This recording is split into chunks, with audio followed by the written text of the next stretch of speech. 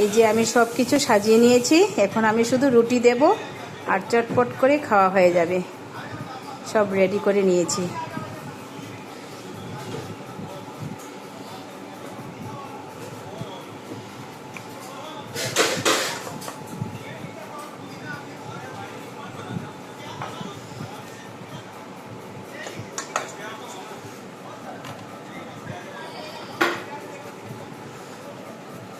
ফুলকো ফুলকো রুটি দিয়ে আর মটন দিয়ে, আর এদিকে ঘুগনি আছে।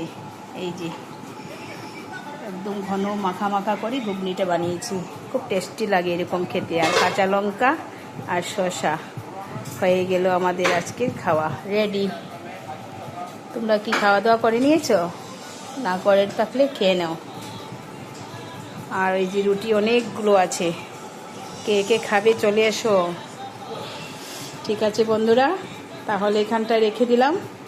সবাই খাওয়া দাওয়া করো, আমরাও খাওয়া দাওয়া করে নিচ্ছি।